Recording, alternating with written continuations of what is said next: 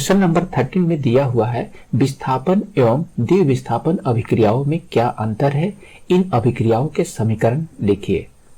तो इस क्वेश्चन का उत्तर जानने से पहले हम लोग धातुओं की सक्रियता श्रेणी को समझ लेते हैं। इस श्रेणी में धातुओं को घटते हुए अभिक्रियाशीलता के आधार पर सजाया गया है। इसका मतलब यह हुआ कि इन सभी धातुओं में, इन सभी तत्वों में पोटेशियम सबसे अधिक अभिक्रियाशील है, इसके बाद सोडियम, इसके बाद कैल्शियम, इसके बाद मैग्नीशियम, फिर एल्युमिनियम, फिर जिंक, फिर उसके बाद आयरन, फिर उसके बाद लेड, तब उसके बाद हाइड्रोजन, इसके बाद कॉपर, इसके बाद मरकरी, इसके बाद सिल्वर, तब फिर गोल्ड है। यानी कि गोल्ड सबसे कम अभिक्रियाशील है और पोटेशियम सबसे अधिक अभिक्रियाशील है। और यदि आप लोग इस टेबल को याद कर लेते हो तो विस्थापन अभिक्रिया समझना या लिखना बहुत ही आसान हो जाएगा।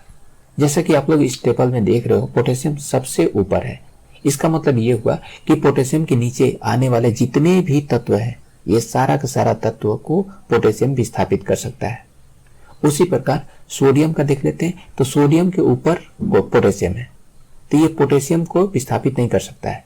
सोडियम पोटेशियम को विस्थापित नहीं कर सकता है, लेकिन calcium, magnesium, aluminium, zinc, iron, lead, hydrogen, copper, mercury, silver, gold को विस्थापित कर सकता है। ठीक है।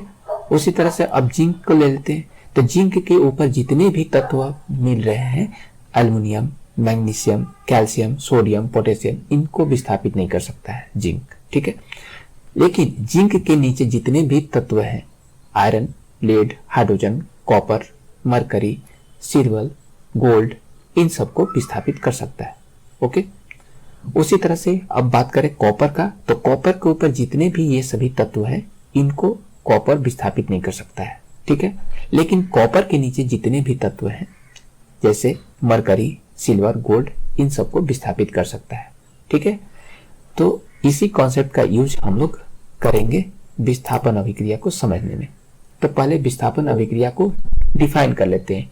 वे अभिक्रियाएं जिनमें अधिक क्रियाशील तत्व कम क्रियाशील तत्व को उसके यौगिक से विस्थापित कर देता है, विस्थापन अभिक्रियाएं कहलाती है। उदाहरण के लिए जिंक का अभिक्रिया कॉपर क्लोराइड के साथ करवाते हैं। तो आप लोग अभी टेबल में देखा कि जिंक कॉपर से ज्यादा अभिक्रियाशील है, इसलिए तो जिंक कॉपर को कॉपर क्लोराइड से अलग कर दे रहा है। देखो यहाँ पर कॉपर अलग हो गया है और जिंक क्लोरीन के साथ मिलकर जिंक क्लोराइड बना देता है। ठीक है।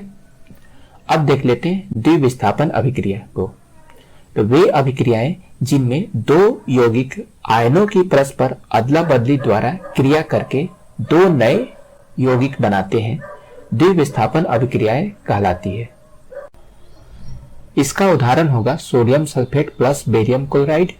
ये दोनों आपस में मिलकर बेरियम सल्फेट एवं सोडियम क्लोराइड बनाता है। यहाँ पर आप लोग देख रहे हो सोडियम सल्फेट के साथ है और बेरियम क्लोराइड के साथ है। ये दोनों आपस में अपने अपने आयन को एक्सचेंज करके नया यौगिक बनाता है बेरियम सल्फेट एवं सोडियम क्लोराइड। तो आई होप इस क्वेश्चन का उत्तर आप लोगों को मिल गया होगा, समझ गए होंगे। ओके।